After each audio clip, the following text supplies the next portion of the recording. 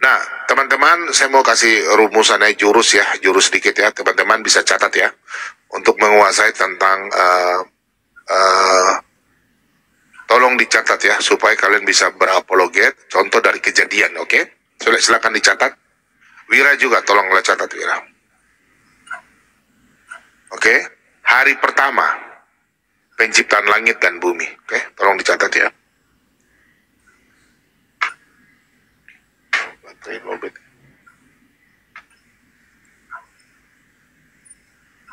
Hari pertama itu dari Kejadian 1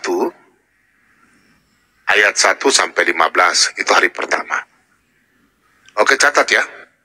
Hari pertama Kejadian 1 ayat 1 sampai 15. Kemudian hari kedua. Hari kedua itu Kejadian 1 ayat 6 sampai 8. Sudah? Wira catat juga Wira. Ini mau belajar dari kejadian ya. Iya. Terus hari ketiga. Kejadian 1 ayat 9 sampai 13. Supaya jangan kamu cari lama-lama lagi. Kalau catat kan enak, kau bisa diingat. Terus hari keempat. Kejadian 1 ayat 14 sampai 19. Terus hari kelima. Supaya kalian bisa hafal. Hari kelima. Kejadian 1 ayat 20 ya, 20 sampai 23. Hari ke-6 Kejadian 1 ayat 24 sampai 31. Oke. Itu. Oke.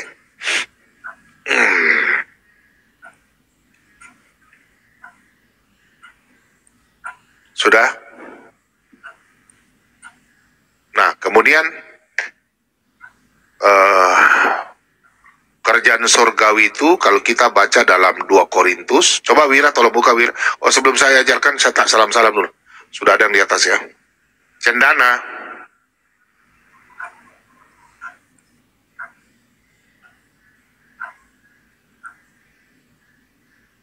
Alam. Alam Saputra. Pada tidur semua ya. Oke Wira tolong buka teman-teman ya. Kita buka dulu 2 Korintus 12 ayat 2. Kita belajar ya. 2 Korintus 12 ayat yang kedua. Kita belajar ya.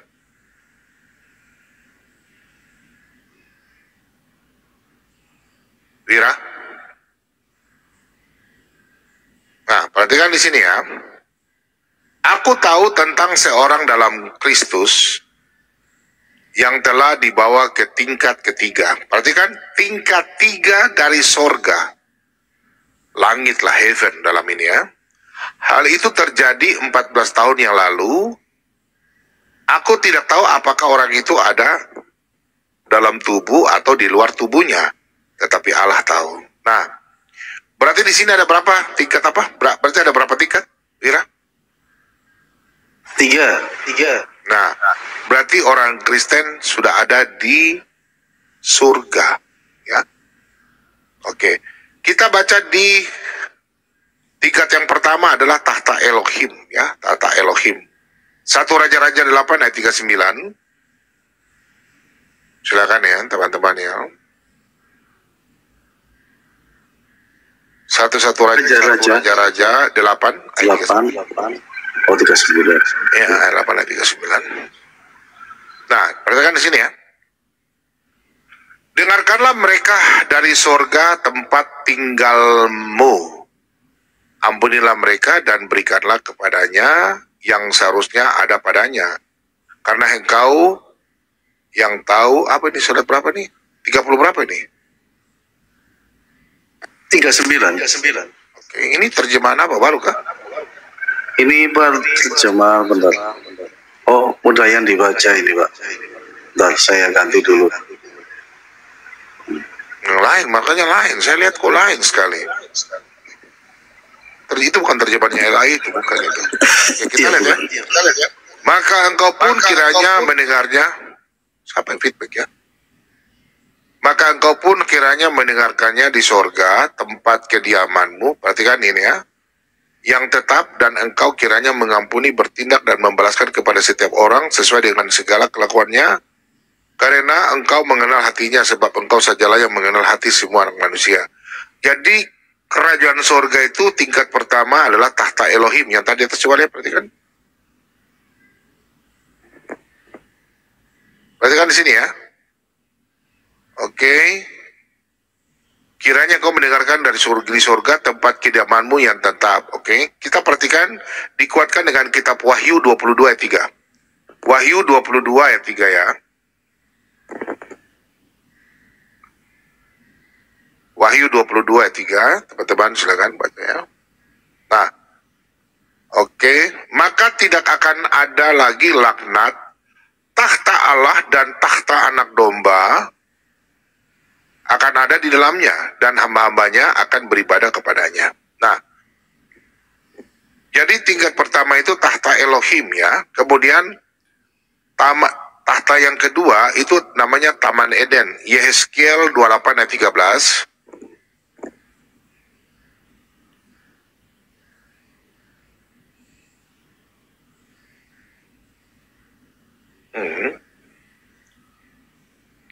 Yeskel berapa, Pak? 28 ayat yang ketiga. 28.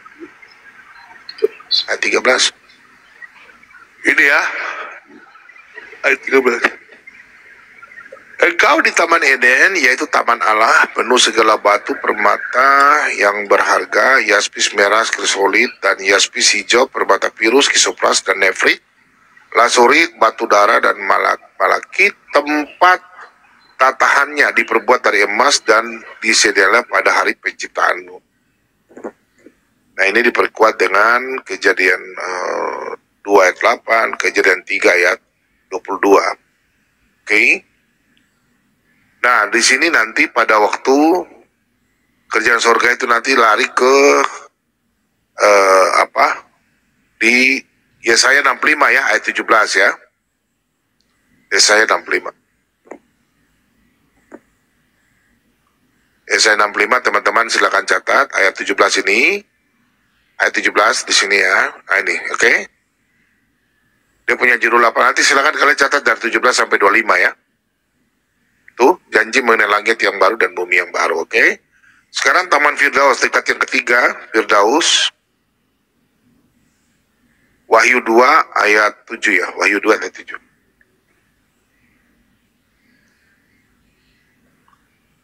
Wahyu 2 ayat 3. Siapa bertelinga, hendaklah ia mendengarkan apa yang dikatakan Roh kepada jemaat-jemaat. Barang siapa menang, dia akan kuberi makan dari pohon kehidupan yang ada di Taman Firdaus. Nah, Tuhan Yesus berkata apa? Hari ini engkau bersama-sama dengan aku di Firdaus. Jadi Rasul Paulus sudah ada di Firdaus, dan semua orang-orang suci, bapak-bapak gereja, mereka sudah ada di Firdaus ya. Tempat peristirahatan. Itu yang sesuai dalam 2 Korintus 2 ayat 12. 2 Korintus 12 ayat 2. 2 Korintus 12 ayat 2. 12 ayat 2. Oke, jadi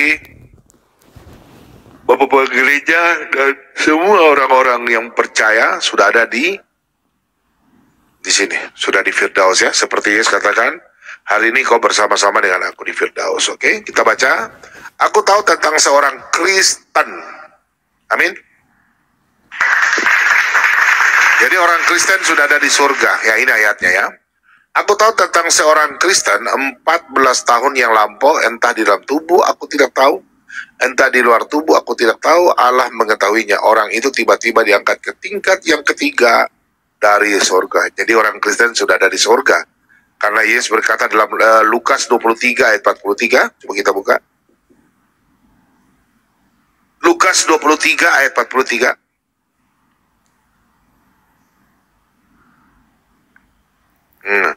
Kata Yesus kepadanya, aku berkata kepadamu, sesungguhnya hari ini juga engkau akan ada bersama-sama dengan aku di Firdaus. Yang setuju katakan amin. Ya, orang yang percaya mereka sudah istirahat ya, mereka sudah istirahat di Firdaus di tingkat surga yang ketiga sesuai dalam Lukas 23 ayat 43, 1 Tesalonika 4 ayat 14. Silakan. 1 Tesalonika 4 ayat 14. Nah ini. Karena jikalau kita percaya bahwa Yesus telah mati dan telah bangkit, maka kita percaya juga bahwa mereka yang telah meninggal dalam Yesus akan di mana? Akan dikumpulkan Allah bersama-sama dengan Dia. Yang setuju rumah katakan amin. Ya. Jadi saudara-saudaraku yang terkasih dalam nama Tuhan kita Yesus Kristus, semua anak-anak Tuhan yang lagi nonton, yang lagi banyak nonton lebih 1000, YouTube maupun di TikTok, ya di malam hari ini, kalian yang beriman kepada Tuhan Yesus, kita percaya bahwa Tuhan Yesus berkata, hari ini engkau bersama-sama dengan aku di Firdaus. Yesus adalah Tuhan, tapi Dia juga adalah Allah, firman Allah yang menjadi manusia. Amin. Katakan amin yang setuju. Amin. Ya. Jadi kita anak-anak Tuhan, kita tahu bahwa orang yang percaya akan bersama-sama dengan Tuhan Yesus di kerajaan surga. Ya. Pak Bobo mau kasih lihat ayat-ayat anak-anak Tuhan untuk ayat mati martir ya. Oke, kita buka dalam, silakan dicatat ya, kita belajar malam hari ini ya. Yohanes 12 ayat 25 dan 26.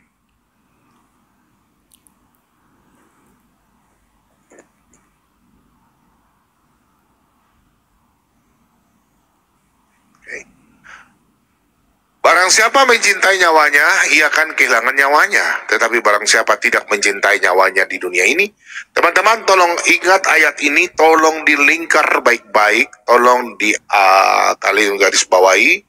Ini untuk ayat yang sangat penting untuk kita orang Kristen ya. Barang siapa mencintai nyawanya, ia akan kehilangan nyawanya. Tetapi barang siapa tidak mencintai nyawanya di dunia ini, ia akan memeliharanya untuk hidup yang kekal. Barang siapa melayani aku, ia harus mengikut aku, dan di mana aku berada, di situ pun pelayananku akan berada. Barang siapa melayani aku, ia akan dihormati Bapa. Nah, saudara-saudaraku terkasih dalam nama Tuhan kita Yesus Kristus, selama Anda hidup di dalam dunia, jangan coba-coba meninggalkan Tuhan Yesus. Yang setuju katakan amin. Kita akan Tuhan Yesus, kita akan kena ya, kita hidup, kita dihina, gereja akan ditutup ya, kita akan dibenci ya, oleh karena Tuhan Yesus ya, kita akan dibenci. Oke, kita lanjut ke Lukas 9 ayat 24 dan 26. Lukas 9 ayat 24 dan 26. Lukas 9 sama ya. Di sini sama ya. Karena barang siapa mau menyelamatkan nyawanya, ia akan kehilangan nyawanya. Tetapi barang siapa kehilangan nyawanya, karena aku, karena siapa? Tuhan Yesus, ia akan menyelamatkannya. Menyelamatkan dalam arti apa? Anda tetap masuk surga. Apa gunanya seorang memperoleh seluruh dunia, tetapi ia membinasakan atau merugikan dirinya sendiri? Sebab barang siapa malu karena aku, dengar baik-baik. Barang siapa yang malu karena Tuhan Yesus dan karena perkataanku, anak manusia juga akan malu karena orang itu apabila ia datang kelak dalam kemuliaannya dan dalam kemuliaan Bapa dan malaikat-malaikat yang kudus. Jadi kalau kalian menyangkal Tuhan Yesus juga akan menyangkal kalian. Oke? Nah, kita baca di dalam 2 Korintus 4 ayat 17 sampai 18. 2 Korintus 4 ayat 17 sampai 18. Sebab penderitaan, ini kalian catat ya untuk orang-orang Kristen ya. Sebab penderitaan ringan yang sekarang ini mengerjakan bagi kami kemuliaan kekal yang melebihi segala-galanya, jauh lebih besar daripada penderitaan kami. Sebab kami tidak memperhatikan yang kelihatan, melainkan yang tak kelihatan. Karena yang kelihatan adalah sementara, sedangkan yang tak kelihatan adalah kekal. Yang setuju di rumah katakan amin. Saudara-saudaraku terkasih, sekarang ini kita melihat semua keadaan nyata di depan mata kita. Kita melihat semua ini, kita sampai kalau meninggalkan Tuhan Yesus, berarti umur kita hanya 70, paling tinggi 80 tahun. Kita di hidup dunia ini, kita hidup enak. Tapi ingat, setelah kau mati, kematian kekekalan. Itu selama-lamanya. Tinggal pilih, sekarang atau akan ke depan. Karena Rasul Paulus katakan, yang dilihat, kami tidak mau lihat itu. Amin. Yang kita melihat itu yang tidak dilihat. Janji Allah yang kekal. Amin. Setuju? Katakan amin.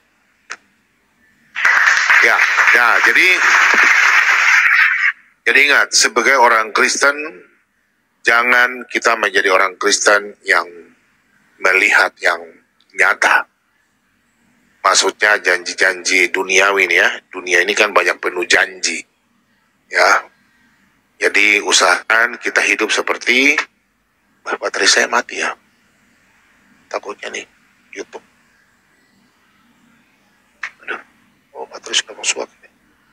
Tadi lupa ambil baterai. Ya, jadi Tuhan sebagai kita orang Kristen ya, silakan anak Kristen yang mau naik minta, mau belajar bertanya tentang Tritunggal, ya silakan naik ya, karena saya juga kepingin kalau anak-anak Tuhan boleh naik ya. Jadi kemarin saya nonton, tadi pagi saya ada nonton channel Kadrun, mereka mengambil dari 1 Raja-Raja 13 ya. Ya, 13 ya, ayat 2. Mereka mengatakan, oh, Yesus membangkitkan orang mati, sedangkan Elia juga punya tulang-tulang itu bisa membangkitkan orang mati. Bira pernah dengar itu, Bira? Tulang-tulang Nabi Elisa. Jadi Elisa ini kan, Nabi Elisa kan mati. Nah, terus dikuburkan. Nah, saya nonton Nabi Elisa, bukan Elisa. Elisa ini kan mati. Nah, terus nanti sudah jadi tulang. Nah, nanti pada waktu orang-orang menguburkan mayat yang lain kan, terus mereka lihat ada orang, terus mereka buang mayat itu ke dalam kuburnya Elisa. Nah, mayat itu bangkit, berjalan. Jadi mereka bilang katanya Tuhan Yesus kalah dahsyat di situ. Sedangkan dari tulang-tulang saja bisa, mayat itu bisa hidup. Nah, mereka lagi memframing ajaran-ajaran ini. Istilahnya bilang orang Kristen, oh Nabi Elisa lebih sakti begitu daripada Yesus. Jadi tulang Elisa ini lebih sakti daripada Tuhan Yesus. Ya, coba kau buka di 2 Raja-Raja. Coba buka. 2 Raja-Raja 13 ayat 23 ya kayaknya. 21 dulu ya.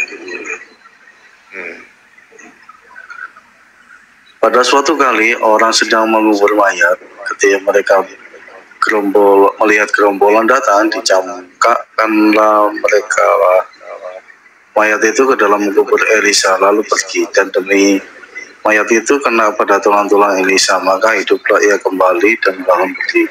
Iya. Betul nggak? Iya. Ya, jadi mereka mengatakan bahwa mereka ini pintar sekali Kadrun ini. Nah, kalau mereka bilang begini, ini kan Elisa diberikan kuasa kepada Allah, ya tahu? Nah, coba kalau saya diskusi sama mereka, saya akan membawa di sini, oke? 2 Raja-Raja 4.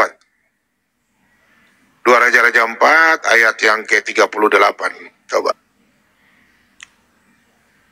Nah, sebentar dulu saya bicara. Saya kasih jawaban untuk orang apologet ya. Kalau kalian diserang di sini, makanya kalian jangan menyerang Kristen. Bom-bom yang ahlinya Alkitab ya. Kalau kalian menyerang begini bilang, oh Yesus kalah sakti. Oke. Kita cara jawab hantam mereka di sini. Oh iya. Kalau begitu, Nabi Elia aku bilang sakti. Oke, kita bilang Nabi Elisa, silakan. Jawabnya di sini. 2 Raja-Raja 4 ayat ini. Maut dalam kuali. Perhatikan ya, Elisa kembali gigal pada waktu ada kelaparan di negeri itu. Dan ketika pada suatu kali, rombongan Nabi duduk di depannya. Berkatalah ia kepada bujangnya, taruhlah kuali yang paling besar di atas api, dan masaklah sesuatu makanan bagi rombongan Nabi itu. Perhatikan ya, masak makanan ya dalam rombongan Nabi itu ya. Sudah? Oke. Lalu keluarlah, ayat 39. Lalu keluarlah seorang dari mereka ke ladang untuk mengumpulkan sayur-sayuran. Ia menemui pohon sayur-sayuran liar dan memetik daripadanya labu liar, serangkul penuh dalam jubahnya. Sesudah ia pulang, teruslah ia mengiris-irisnya ke dalam kuali masakan tadi, sebab mereka tidak mengenalnya. Ayat 40. Kemudian dicedoklah dari masakan tadi bagi orang-orang itu untuk dimakan, dan segera sesudah mereka memakannya, berteriaklah mereka serta berkata, maut apa? Maut ada dalam kuali. Berarti ada racun kan? Betul? Betul Wira? Betul nggak Wira? Betul. Nah, maut ada dalam kuali itu, hai abdi Allah, dan tidak tahan mereka memakannya. Ayat 41. Ayat 41. Tetapi berkatalah Elisa, ambillah tepung, dilemparkannyalah itu ke dalam kuali, serta berkata, cedoklah sekarang bagi orang-orang ini, supaya mereka makan, maka tidak ada lagi sesuatu yang berbahaya dalam kuali itu. Kita berikan kemuliaan bagi Tuhan Yesus. Jadi tidak ada nabi yang mati diracun oleh makanan. Sudah paham maksudnya? Jadi kalau kalian diserang, kalian bawa ke sini. Oke? Itu. Nabi Israel tidak pernah mereka makan diracun. Tapi ada yang racun dimakan. Makan kena racun. Ya kalau kalian mau lawan apologet yang lain, junior up to you. Tapi kalau kalian bom kubal balik kalian.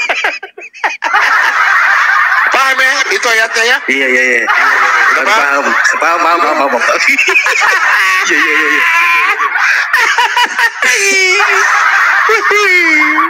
Ya, jadi Nabi Israel itu tidak ada yang diracun karena makanan, nggak ada. Tidak ada maut. Jadi kalau ada nabi yang diracun kena makanan, itu nabi palsu. Itu ya, sudah ada jawabannya ya. Saya tanya sama teman-teman, jujur, ada teman-teman yang baru baca ayat ini? Yang selama ini kalian lewat-lewat, kalian ketik satu. Saya mau lihat yang kalian. Ya?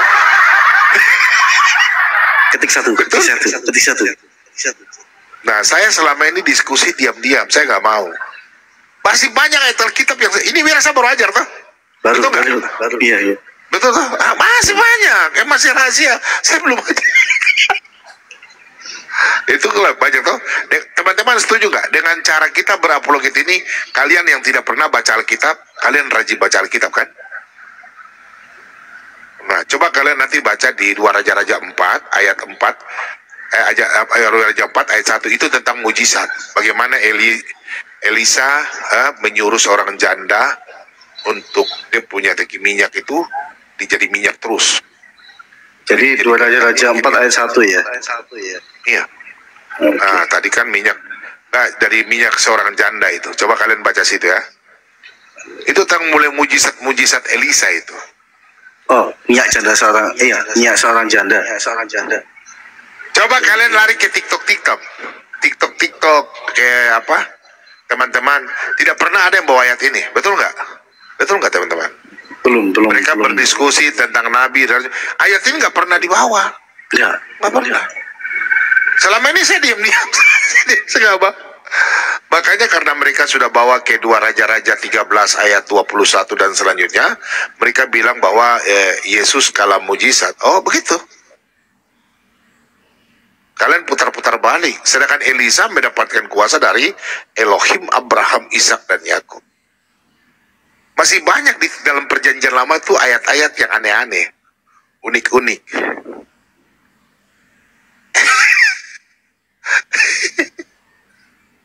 Oke, kita belajar. Tadi saya masuk di ruangan SIP itu ada bapak-bapak itu yang dari Kalimantan yang tadi didoakan. Dia bilang dia belum pernah. Dia bohong itu. Saya tahu dia itu. Dia udah malu itu. Dia bilang dia percaya Yesus, tapi dia tidak mau bertobat.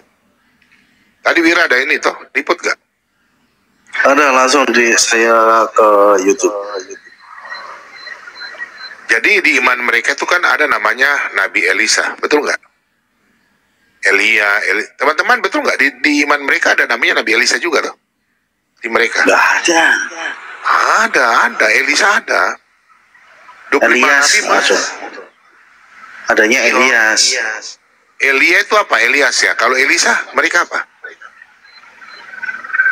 Saya nggak tahu. Elia siapa? Saya lupa juga. Coba saya Google aja dulu. Wira pernah dengar ayat ini nggak? Teman-teman pernah dengar ayat ini nggak? Apa? Kalau bangsa Israel terdesak, kan janji Tuhan kan kepada Israel, toh? Kalau umpamanya mereka taat kepada Tuhan, mereka akan dilindungi sama Tuhan, betul nggak? Betul. Tapi kalau mereka kurang ajar, Tuhan akan biarkan mereka menjadi kucar-kacir, betul kan? Ya. Nah, oke. Pertanyaan saya sama Wira, karena tidak ada yang bertanya nih. Nah, saya mau kasih pengajaran. Pada waktu bangsa Israel mau dikuasai sama sebentar, dia punya nama Raja Asyur, siapa dia namanya, bentar ya. Raja siapa dia namanya? Taruh ya. Raja Asyur ini, Raja Asyur siapa dia nama, sebentar ya. Ini bentar ya, saya lupa dia nama, sebentar ya. Bentar. Saya tahu ayatnya, tapi ininya bentar ya. Nah ini, waktu itu Hizkia dijajah oleh namanya Raja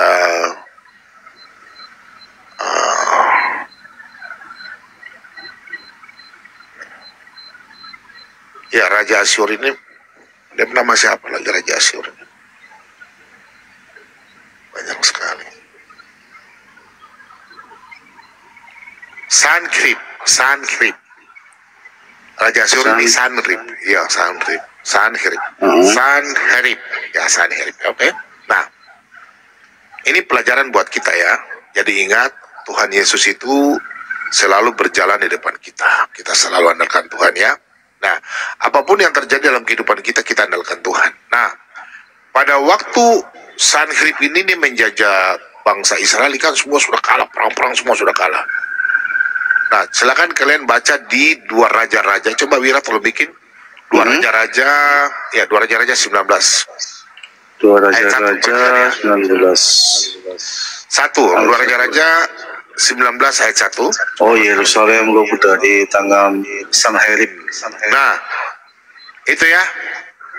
Di sini teman-teman, ayat ini kalian tolong baca. Ini ayat pelajaran buat kita semua ya. Bahwa kalau kita mengandalkan Tuhan, ya, kita mengandalkan Tuhan, kita akan dilindungi sama Tuhan Yesus ya. Jadi kita harus mengandalkan Tuhan Allah Israel, Allah Abraham, Allah Ishak, Allah Yakub ya.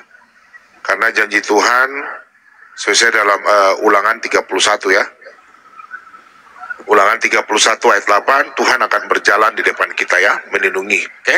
Nah, kita perhatikan di dalam 2 Raja-Raja ya, 2 Raja-Raja 19 ayat 1, kita belajar ya malam hari ini ya, tentang iman ya, tentang iman ya, bahwa Allah yang hidup. Oke? Pak Bobo baca ayat 1 dan 2 ya. Segera sesudah Raja Hizkia mendengar itu, dikoyakannya lah pakaiannya dan diselubunginya lah badannya dengan kain kabung. Lalu ia masuk ke rumah Tuhan, perhatikan. Disuruhnya lah juga Elyakim, kepala istana, Sebna, panitra negara, dan yang tua-tua di antara para imam, dengan berselubungkan kain kabung kepada Nabi Yesaya bin Amos. Perhatikan, di sini ada Nabi Yesaya ya, oke? Nabi Yesaya bin Amos. Berkatalah mereka kepadanya, beginilah kata Hizkia hari ini. Perhatikan, berkatalah kepadanya, beginilah kata Hizkia. Hari ini hari apa? Kesesakan. Orang Kristen banyak mengalami kesesakan kan? Betul? Betul nggak? Hari hukuman dan penistaan, sebab sudah datang waktunya untuk melahirkan anak. Tetapi tidak ada kekuatan untuk melahirkannya. Perhatikan ayat keempat. Mungkin Tuhan Allahmu sudah mendengar segala perkataan juru minuman agung yang telah diutus oleh Raja Asyur, Tuannya, untuk mencela Allah yang hidup. Sehingga Tuhan Allahmu mau memberi hukuman karena perkataan-perkataan yang telah didengarnya. Maka baiklah engkau kenalkan doa untuk sisa yang masih tinggal ini. Ketika pegawai-pegawai Raja Hizkia sampai kepada Yesaya, perhatikan, berkatalah Yesaya kepada mereka, beginilah, kamu katakan kepada Tuhanmu, beginilah firman Tuhan, janganlah engkau takut terhadap perkataan yang kau dengar yang telah diucapkan oleh budak-budak Raja Asyur untuk menghujat aku.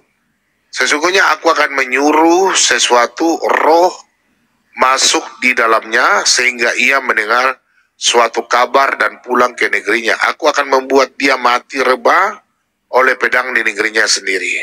Ayat 8. Ketika juru minuman agar pulang didapatinya Raja Asyur berperang melawan Libna, sebab sudah didengarnya bahwa raja sudah berangkat dari Lakis. Pada itu raja mendengar tentang Tirhaka, raja Ethiopia, berita yang demikian, sesungguhnya ia telah keluar berperang melawan engkau, maka disuruhnyalah kembali utusan-utusan kepada Hizkia dan dengan pesan. Ayat 10. Beginilah harus kamu katakan pada Hizkia, Raja Yehuda. Perhatikan di sini ya, Hizkia ini Raja Yehuda ya. Ini kita Tuhan, firman Tuhan untuk kita orang-orang Kristen ini ya, untuk kita harus tahu bahwa Tuhan selalu melindungi kita ya. Janganlah Allahmu kau percaya itu memperdayakan engkau dengan menjanjikan Yerusalem tidak akan diserahkan ke tangan Raja Asyur. Nah di sini sabar. Di sini perhatikan baik-baik. Orang utusan ini mereka mengatakan kepada Hizkia ya, jadi janganlah Allahmu kau percaya. Jadi mereka mempengaruhi kan, betul nggak? Mempengaruhi Raja Yehuda kan, betul? Supaya jangan percaya kepada Allah Israel kan, seperti Anda jangan percaya kepada Tuhan Yesus. Oh Yesus bukan Tuhan, hati-hati ya. Perhatikan di sini, ini imannya Hizkia ini dia kuat. Oke lanjut ayat 11. Perhatikan teman-teman. Sesungguhnya engkau ini telah mendengar tentang yang dilakukan raja-raja Asyur kepada segala negeri, yakni bahwa mereka telah menumpasnya, masakan engkau ini akan dilepaskan. Perhatikan, jadi raja-raja itu semua sudah kalah, ya. Tinggal Raja Hizkia ini aja. Perhatikan, ayat 12. Sudahkah para ilah, ini Allah kecil ya, sudahkah para Allah dari bangsa-bangsa yang telah dimusnahkan oleh nenek moyangku dapat melepaskan mereka, yakni Gozan, Haran, Rezef, ya, dan Bani Eden yang telah telasar? Di manakah raja negeri Hamat dan Arpad, raja kota Sefarvaim, raja negeri Hena dan Iwa? Ke atas. Hizkia menerima surat itu dari tangan para utusan lalu membacanya. Dengar, ini Hizkia membaca surat dari Raja Asyur ya. Nah, lalu kemudian pergilah ia ke rumah Tuhan dan membentangkan surat itu di hadapan Tuhan. Hizkia berdoa. Perhatikan ayat 15. Dengar, kalau kalian ada masalah teman-teman, jangan cari dukun. Cari siapa? Cari Tuhan ya. Tuhan Yesus. Yang setuju maka katakan amin. Lihat, ini imannya Hizkia ya. Kalian harus hidup. Dengar, kalau ada masalah apapun, cari Tuhan Yesus. Amin. Nah, Hizkia berdoa di hadapan Tuhan dengan berkata, ya Tuhan Allah Israel yang bertata di atas kerubim, hanya engkau sendirilah Allah segala kerajaan di bumi. Engkaulah yang menjadikan langit dan bumi. Lanjut. Sedengkanlah tuh, dengarkanlah ya. Sedengkanlah telingamu, dekatkanlah telingamu, maksudnya pendengaran ya. Sedengkanlah telingamu ya Tuhan, dan dengarlah. Bukalah matamu ya Tuhan, dan lihatlah, dengarlah perkataan Sangrib. Ini Raja Asyur ini ya. Perkataan Sangrib yang telah dikirimnya untuk mengaibkan Allah yang hidup. Nah, perhatikan ayat 17. Ya Tuhan, memang raja-raja Asyur telah memusnahkan bangsa-bangsa dan negeri-negeri mereka. Ayat 18. Dan menaruh para ilah mereka ke dalam api, sebab mereka bukanlah Allah, hanya buatan tangan manusia, kayu dan batu. Sebab itu dapat dibinasakan orang. Ayat 19. Maka sekarang ya Tuhan Allah kami, selamatkanlah kiranya kami dari tangannya, supaya segala kerajaan di bumi mengetahui. Nah ini, perhatikan ya, kalian tolong beri tanda ayat 19 ini ya. Supaya segala kerajaan di bumi mengetahui bahwa hanya engkaulah sendiri, engkau sendirilah Allah ya Tuhan. Di sini Elohim Yod Evav ya, bukan Allahnya Arab Saudi. Lanjut ke bawah ayat 20. Lalu Yesaya bin Amos, ini Nabi Yesaya ya. Lalu Yesaya bin Amos menyuruh orang kepada Hizkia mengatakan, beginilah firman Tuhan Allah Israel, apa yang telah kau doakan kepadaku mengenai Sanherib, Raja Asyur telah ku dengar. Nah ini Nabi Yesaya katakan sama Raja Hizkia. Okay. Inilah firman yang telah diucapkan Tuhan mengenai dia, anak darah yaitu putri Sion telah menghina engkau, telah mengolok-olok engkau, dan putri Yerusalem telah menggeleng-geleng kepala. Lanjut terus ke bawah. Di belakangmu, ayat 22. Siapakah yang engkau celah dan engkau hujat? Terhadap siapakah engkau menyaringkan suaramu dan memandang dengan sombong terhadap yang Maha Kudus Allah Israel?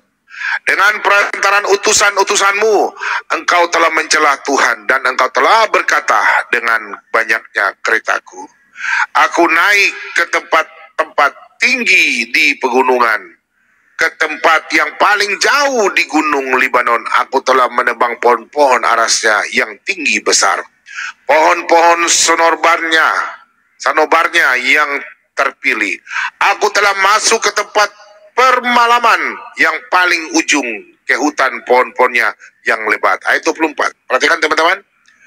Aku ini telah menggali air dan telah minum air asing, dan aku telah mengeringkan dengan telapak kakiku segala sungai di Mesir. Ayat 25. Bukankah telah kau dengar bahwa aku telah menentukannya dari jauh hari, dan telah merancakannya pada zaman purbakala? Sekarang aku mewujudkannya, bahwa engkau membuat sunyi senyap di kota-kota yang berkubu menjadi timbunan batu. Ayat ke selanjutnya. Sedang penduduknya yang tak berdaya menjadi terkejut dan malu. Mereka menjadi seperti tumbuh-tumbuhan di padang dan menjadi rumput hijau, seperti rumput di atas sotoh atau gandum yang layu sebelum ia masak. Lanjut, sebentar ya Wira. Mata saya gatal.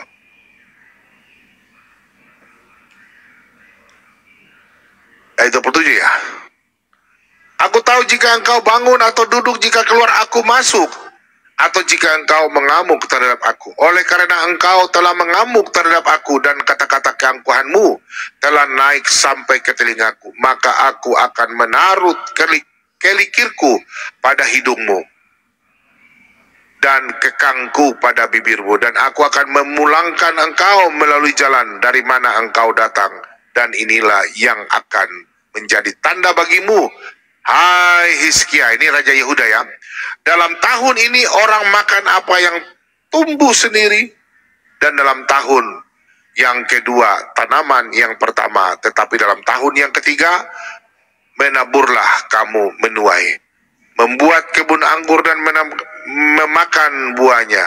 Dan orang-orang yang terluput di antara kaum Yehuda, yaitu orang-orang yang masih tertinggal, akan berakar pula ke bawah dan menghasilkan buah ke atas. Ayat 31. Perhatikan di sini teman-teman, sudah mulai ini. Sebab dari Yerusalem akan keluar orang yang tertinggal, dan dari Gunung Sion orang-orang yang terluput giat cemburu. Tuhan semesta alam akan melakukan hal ini. Sebab itu beginilah firman Tuhan. Perhatikan, mulai garis bawahi dari ayat yang ini ya, yang 32.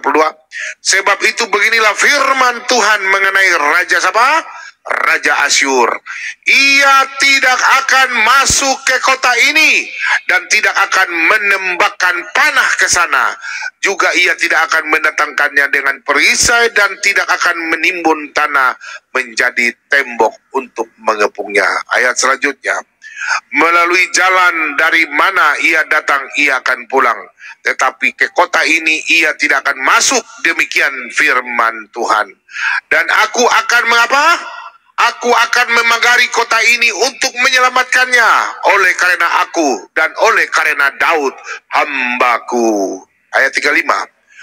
Maka pada malam itu keluarlah apa?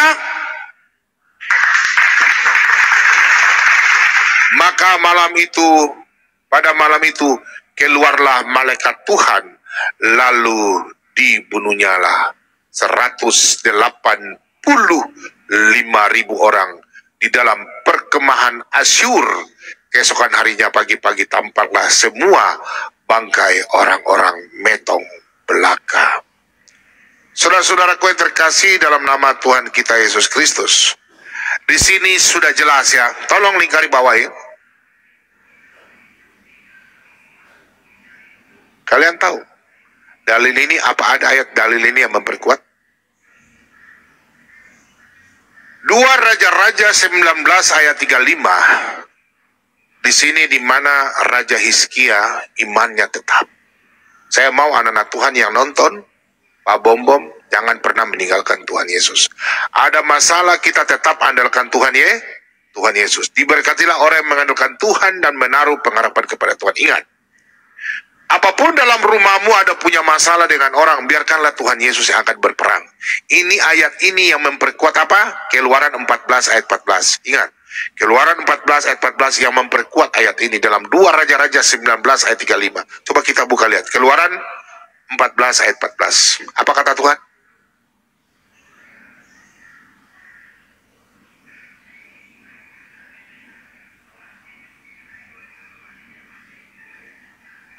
Yod-Heh-Vav-Heh akan berperang untuk kamu dan kamu akan diam saja. Berikan kemuliaan bagi Tuhan Yesus. Sudah jelas ya? Jelas ayat itu saling berkesinambungan ya. Setuju? Jadi di sini kita baca ayat ini adalah untuk memperkuat kita iman orang-orang Kristen untuk anak Tuhan. Apapun itu Anda punya masalah, saudara-saudaraku terkasih, Anda punya masalah, ingat baik-baik ya. Anda punya pergumulan dari dalam rumah tangga Anda, Pak Bobo menyampaikan bahwa kita sebagai orang-orang percaya, jangan sampai Anda punya masalah ekonomi, Anda langsung tinggalkan Tuhan Yesus. Anda punya masalah, bencana, ataupun apapun itu, sudah masalah Anda sudah pusing kiri kanan, seperti Raja Hizkia. Dia tahu bahwa seluruh kerajaan di Yehuda, kerajaan di Israel, kerajaan di pinggir-pinggir Israel, semua sudah dikalahkan sama Raja Asyur. Asyur itu dari Iran ya, Iran yang sekarang Iran. Sudah dikalahkan dan mereka sudah mengirim utusan, Raja Asyur sudah mengirim utusan bahwa harus Hizkia meninggalkan Allah yang dia percaya, Allah Abraham, Ishak dan Yakub. Begitu pula juga ini adalah firman Tuhan yang kita baca pembelajaran untuk kita orang-orang yang percaya. Anda percaya Yesus adalah Tuhan dan Juru Selamat. Pada waktu Anda mengalami masalah, pergumulan hidup Anda di dalam rumah tangga Anda, kemudian pergumulan dalam masalah ekonomi Anda, terus Anda diajak untuk Anda meninggalkan Tuhan Yesus, Anda pergi ke dukun, oh darah Yesus, oh Tuhan Yesus ampunilah mereka, karena mereka apa mereka lakukan mereka tidak tahu. Jangan pernah kalian sebagai anak Tuhan meninggalkan Tuhan Yesus karena iman kalian luntur. Sudah jangan percaya Tuhan Yesus, kita pergi ke gunung-gunung ya, minta maaf ya, gunung-gunung ada uang-uang yang ini. Kalian pergi ke Pulau Jawa ada gunung apakah, saya tidak tahu nama gunung apa. Kalian pergi masuk ke gua, pergi minta kekayaan ya. Tinggalkan Tuhan Yesus, jangan. Dengar baik-baik. Anda punya masalah, serahkan kepada Tuhan. Serahkan semua masalah Anda. Tuhan, saya percaya di dalam Ulangan 31 ayat 8, Tuhan akan berjalan di depan kita. Amin. Kayak setuju ke rumah, katakan amin. Dengar, Tuhan akan berperang. Anda punya masalah, serahkanlah itu. Ingat, carilah Tuhan selama ia ingin ditemui. Yesaya 55 ayat yang ke-6. Tolong dicatat, Yesaya 55 ayat yang ke-6. Selama Anda bertemu dengan Tuhan, masuk dalam kamar, tutup pintu kamar, berdoa, minta Tuhan, angkat tangan, minta sama Tuhan. Tuhan, saya percaya Tuhan, saya tidak akan meninggalkan Engkau Tuhan. Saya mengalami sakit penyakit tubuh, apapun itu, sakit masalah ekonomi, cari Tuhan. Banyak orang Kristen, jujur banyak orang Kristen sudah mengalami kegagalan, kehancuran masalah pekerjaan proyek. Ujung-ujungnya lari terpengaruh sama orang, pergi ke dukun, cari-cari dukun. Dengar baik-baik, Tuhan tidak pernah meninggalkan kita. Seperti Raja Hizkia ini, dia sudah dipengaruhi. Ayo Hizkia, tinggalkan kau punya Allah Elohim Abraham, Ishak dan Yakub. Tapi dia tidak. Dia masuk ke dalam kamar, dia berseru kepada Tuhan. Dia angkat tangan seperti Daniel. Sama, Daniel juga masuk ke dalam kamar, Daniel angkat tangan. Saudaraku terkasih, carilah Tuhan selama ia ingin ditemui. Tuhan tempat pengungsian pada waktu kita meminta pertolongannya. Nahum 1 ayat yang ke-7. Tuhan tempat pengungsian. Dengar baik-baik. Mazmur 37 ayat ke-4 hingga ke-5. Tuhan akan mendengarkan seruan kita. Kita menaruh pengharapan kita kepada Tuhan.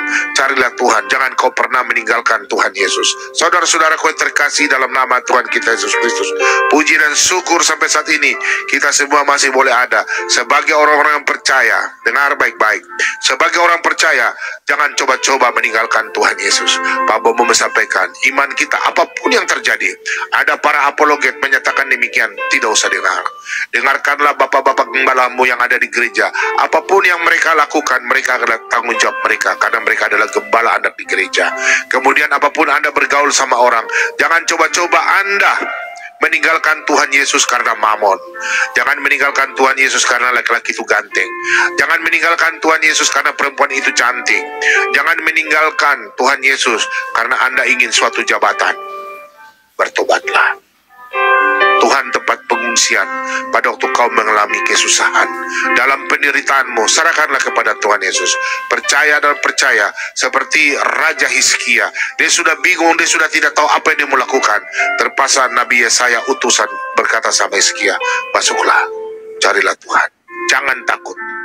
Ingat baik-baik, apapun masalah Anda, pergumulan Anda ditekan sehingga Anda meninggalkan Tuhan Yesus, jangan tinggalkan Tuhan Yesus.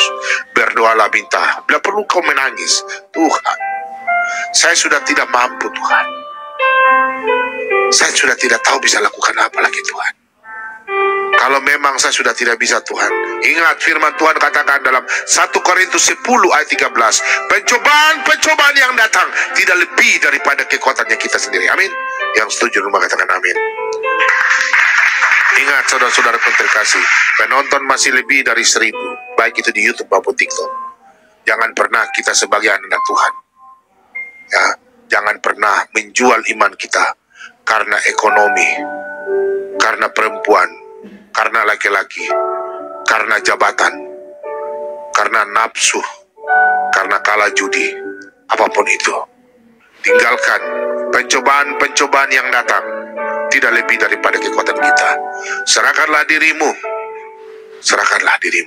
bertobatlah, takut akan Tuhan. Jangan mencari Elohim yang lain. Dengar baik-baik, kita diberkati, kita dimenangkan, kita dibenarkan, kita diputihkan, kita dibersihkan, dan kita dimuliakan oleh Tuhan kita Yesus Kristus. Pak Bombom, dulu Pak Bombom memang jahat dan galak. Pak Bombom di YouTube banyak orang yang protes, banyak yang tidak suka dengan Pak Bombom. Silakan yang pernah ikut Pak Bombom sudah lama, apakah Pak Bombom bagaimana? Tapi Pak Bombom sudah mempelajari bahwa jemaat itu tidak semua mereka mau menerima ajaran-ajaran yang keras. Dan Pak Bombom betul-betul Pak Bombom minta maaf bahwa memang kalau kita mengajarkan orang semua sama-sama keras, kita salah, karena manusia mempunyai kekurangan dan kelebihan. Saudara-saudara yang terkasih, yang Pak Bombom sakiti, Pak Bombom minta maaf, karena kalian sekarang ada kembali lagi ke YouTube dan di TikTok. Dengar baik-baik saudara-saudara yang terkasih, semua manusia bersalah, semua manusia berdosa. Dan sekarang saya melihat bahwa orang yang selama ini, orang-orang yang kita tuduh bahwa mereka salah, sebenarnya mereka yang punya kasih. Ya, untuk itu saudaraku terkasih, justru orang-orang yang selama ini kita melihat bahwa mereka benar karena doktrin, justru mereka suka saling menyakiti karena mereka berpikir mereka adalah benar. Dengar baik-baik. Mulut, perkataan, itulah tanggung jawab yang akan kita pertanggungjawabkan. Yohanes 12 ayat 32 dan selanjutnya. Untuk itu saudara-saudaraku terkasih, ya, sebagai anak-anak Tuhan, Tuhan Yesus berkata dalam Matius 12 ayat yang ke-7. Matius 12 ayat ke-7, Tuhan Yesus bilang apa? Bukan persembahan yang aku inginkan, tapi belas kasihan. Bukan karena kau memberikan orang perpuluhan atau orang Anda begini, tapi tidak. Pada waktu orang mengalami kebutuhan, pada waktu orang mengalami kesusahan, kau punya keluarga, kau punya teman, kau punya orang siapapun. Kalau Pak Bom juga diberkati, suatu saat saya akan live dari rumah sakit. Dengar baik-baik. Kalau Anda sekarang ada orang Kristen diberkati, Anda punya berkat yang tidak bisa Anda mungkin habiskan, atau mungkin Anda sudah tidak tahu kemanakan. Anda coba duduk di rumah sakit. Di rumah sakit itu, di depan kasir, Anda bisa melihat bagaimana di situ orang menangis. Baik itu orang Kristen, orang Buddha, orang Hindu, orang Konghucu, orang Islam, dan orang yang tidak punya agama atau agama kepercayaan. Di situ macam-macam orang akan menangis di depan kasir. Mereka melihat mereka punya tagihan itu, biaya obat rumah sakit. Mereka taruh di dada dan mereka menangis. Mereka kadang berlutut, mereka geleng-geleng kepala. Dengar baik-baik. Tuhan Yesus mengatakan dalam Matius 25 ayat yang ke-34 sampai selanjutnya. Pada waktu aku lapar, kau memberi aku makan. Pada waktu aku haus, kau memberi aku minum. Pada waktu aku telanjang, kau memberikan aku baju. Pada waktu aku sakit, kau melawat aku. Pada waktu aku dalam penjara, kau mengunjungi aku. Pada waktu aku tidak punya tempat tinggal, kau memberikan aku tumpangan. Apakah kita orang Kristen sudah melakukan itu? Dengar baik-baik. Lakukanlah apa yang Tuhan Yesus perintahkan. Yang Tuhan Yesus perlukan bukan kau punya persembahan. Persembahan yang kau bawa ke gereja, kau umumkan kepada orang. Saya memberikan perpuluhan sekian, saya membantu gereja demikian. Tapi Tuhan mau lihat kau punya belas kasihan. Bagaimana kau dengan sukacita melayani Tuhan. Amin. Yang setuju dan katakan amin.